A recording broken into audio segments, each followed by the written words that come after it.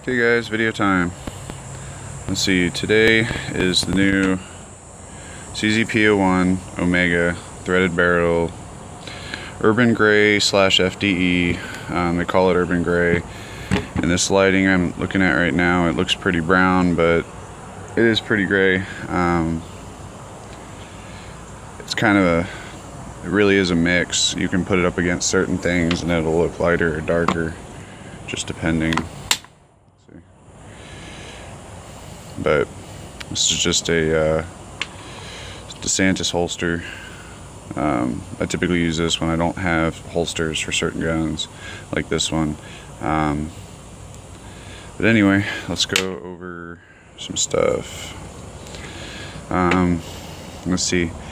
Comes with these 16-round magazines. They work. They're just plain CZ magazines.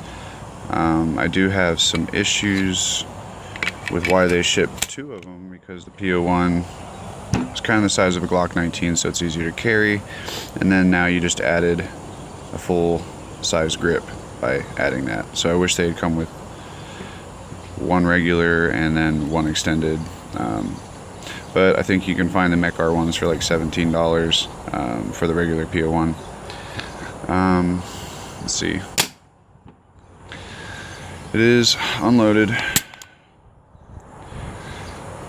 Let's see. So I've been recently carrying this. Took it to the range, put like, I don't know, a couple hundred rounds down range. It worked, went bang every time. The idea behind this is that it's the what do you call it?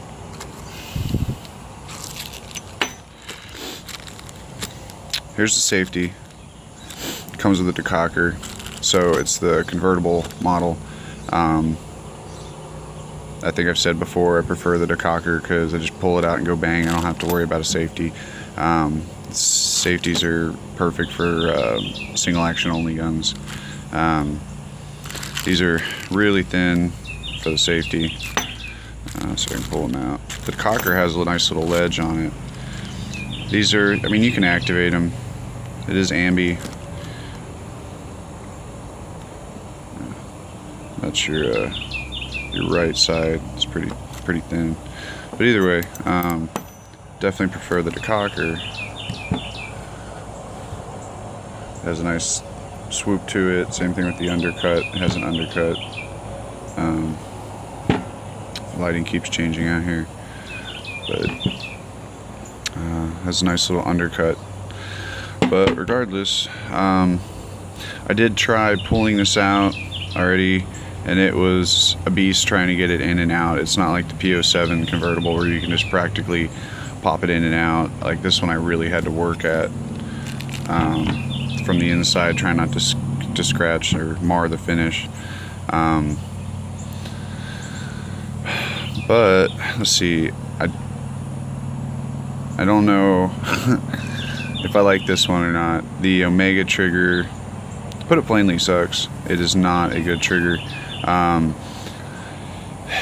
think it stocks like 16 regular CZ poundage, but the problem is I put in an 11.5 Cajun Gunworks spring just to see what the difference would be, and it's much better. But I noticed little things like the over travel in the single action is ridiculous. See if I can do it so you guys can see it. See, it went bang. Well, look, whoop. That's a lot of over travel. So you can slap your trigger, you know, and things like that, you know, if you're going to use it for competition. I was struggling with the first round on target. I decock it, bang, I could hit the target, but it wasn't like the most accurate. Follow-up shots were okay. This is the target from CZ. They do the digital targets. So basically, there's the target. That was the point of aim. Looks like you had a couple flyers, probably shooting real fast, and then 3 stacked. So yeah, it's not bad. Like I said, I mean, that's what they do all day. They're sitting there shooting, going to the next one, logging, going to the next one, logging. So comes with an Allen key for the sights. and some little things. I do want to say that they did not use not proprietary, but they did not go with somebody else for sights. I think these are made in-house. I don't see Meprolite, Trigicon, TrueGlow, no markings on it whatsoever. I will say that these are super bright. I mean, extremely bright. I mean, I can see it from across the room, no problem at night. It's kind of weird. Like a HD, Meprolite, TrueGlow, these are brighter. So that's really nice. Like, you cannot not pick them up at night. Even at dusk, they are bright, glowing, like if there was a light behind them. So that's pretty sweet. But it is the 3-dot configuration, so if you don't really like them, a 3-dot sight picture, then kind of stuck with it, unless you want to go with something else, but that kind of defeats the purpose. These are suppressor height, so they look a little funky. I don't like how they didn't put like a shelf cut on here, but it doesn't take much to rack these. I think I've demonstrated that before. All in all, it's a decent pistol. The Omega trigger system, like I said, I was pulling this out earlier. I wanted to see if I can pull it apart, because I haven't really messed with one, and see if it's at all possible to remove the firing pin block to get a better, trigger. No, it makes the gun die. It's just dead at that point. If you remove the lifter, it doesn't work anymore. It doesn't have a dual trigger bar. It has a single trigger bar. So you have one arm coming back. So I talked to Cajun Gunworks because I was trying to figure out what I could do to this thing and fix it up and, make it how I like CZs.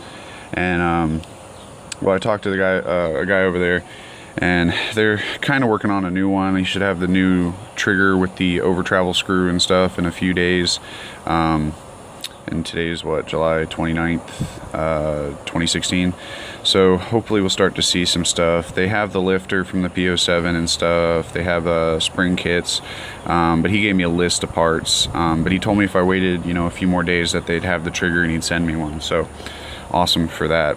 Like I said, this trigger is horrible. You can't do much. The internals are very simplified, so I'm not, slave pinning and a whole bunch of other stuff. So, I mean, I can see where the advantage would go. I know that they do make a new lifter and disconnector that fits in there to make it a better trigger. It's not, like I said, not a good trigger out of the box, and that's typical for most actual, firearms that are designed for combat and stuff. You end up with a pretty rowdy trigger.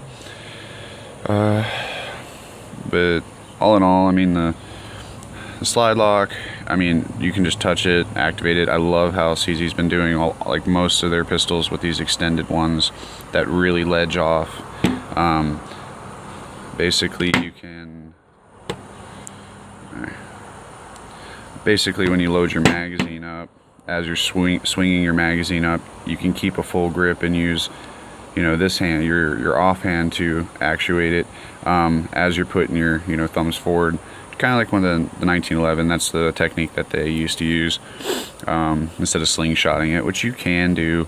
It's just that it's real easy just to let it go home with the slide lock. So trying to think, it comes with the extended magazine release, like most of them are coming now. These rubber grips are just no, I like the P0-1 rubber grips. They're like molded perfect. This one, when I took the grips off, it felt like they had put adhesive around there to keep it from kind of peeling up. Other than that, I mean, it's typical CZ design. On the single action, the hammer does, I don't think it cams so much on this one. Let me see if I can get it to, yeah, see, it cams just barely, and then it drops. But again, I did put the 11.5 in there, which then you got to change out the firing pin and then put the reduced spring to help you with reliability and making sure that hammer seats all the way, because if you can see right now, if I push on it, it kind of goes forward. I'm just dry firing to see what it'll be like when I actually change out the firing pin, the spring, and all that kind of stuff. but it's a better trigger now, but it's just kind of still not like I can tune the other CZs to, where you can have like 1mm reset and let your finger off the trigger and it stays there, because that's the difference between your stock and your custom stuff. Other than that, I mean, it's a great shooting gun. Like I said, it's just the trigger out of the box is any other CZ product's better than the Omega system as far as the trigger. Now, I'm not saying that this is a horrible gun. Definitely not what I'm saying. It's actually pretty awesome, pretty sweet. I just wish, like I said, the magazine and then the trigger. Luckily, we have people like Cajun Gunworks and CZ Custom to help with those kind of problems. So, and if you don't feel like doing any of the work yourself, call them up, and then you can see about sending directly to them. They are an FFL, so their legalities are a little bit easier to deal with, since you already purchased the pistol, etc. So a lot of times you can throw it in a box, you know, UPS or, you know, whatever, all the way there. I'm trying to think if there's anything else. I don't want to make a super long video. It's just a CZ. It shoots great suppressed. I put 165 through it. I always Teflon these, so I can't just take this off right now. But I put 1 wrap of Teflon on so you don't lose these thread protectors, because if not, they'll just kind of keep pulling the trigger and they'll walk off. Anything else? Right now, I mean, this thing looks really FTE, but I mean, it looks great when I put it up against wood. The camera doesn't do justice, so it is kind of neat, neat mixture. It kind of blends in both ways. Like I said, like that's brown. So,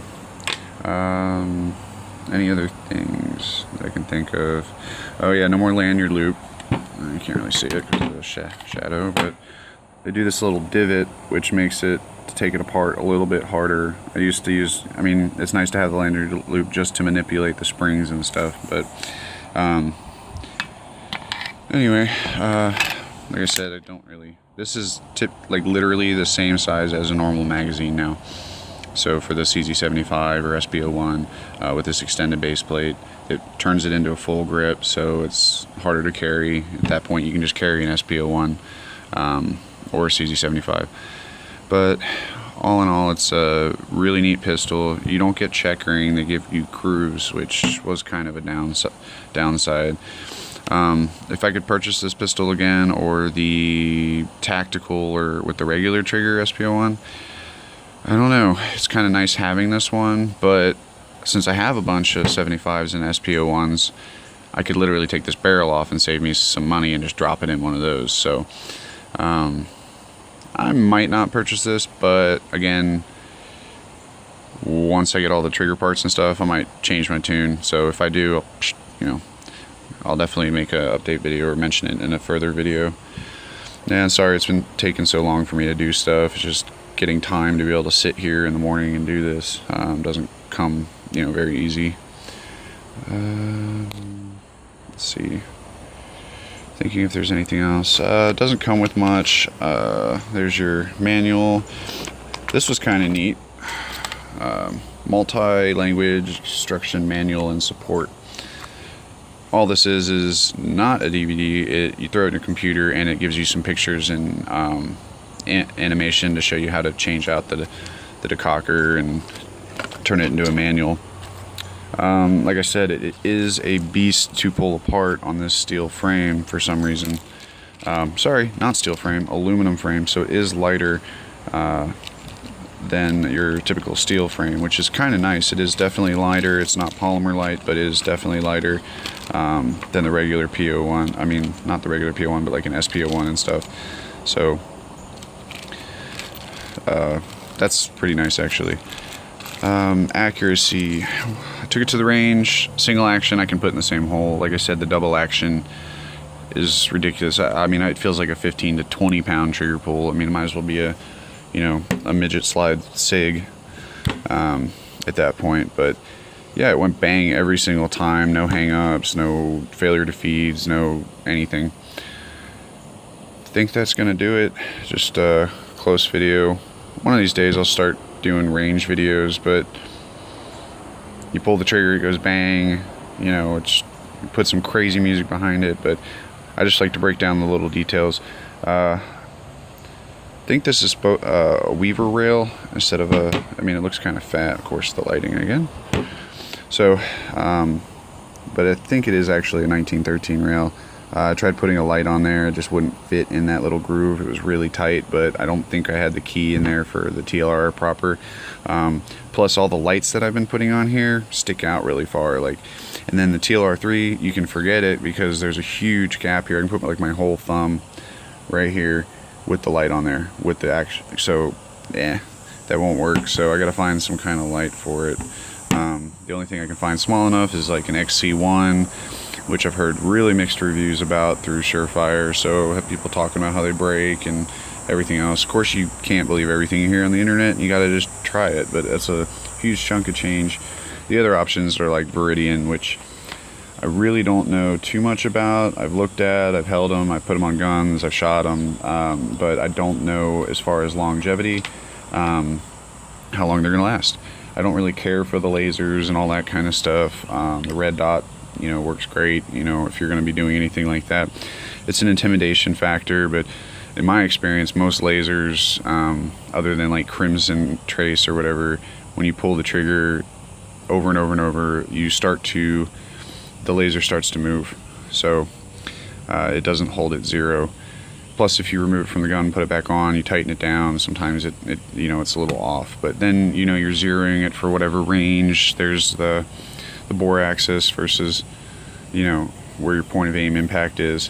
So you end up, you know, 7 yards, 5 yards. I mean, where you're supposed to zero, it's typically, you know, around 10 yards.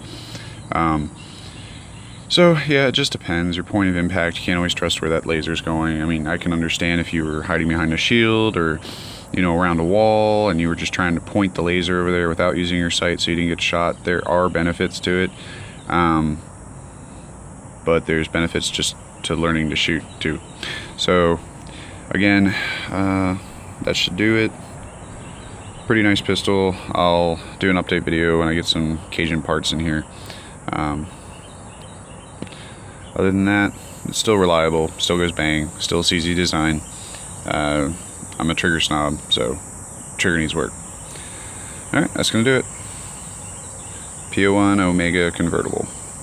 See you.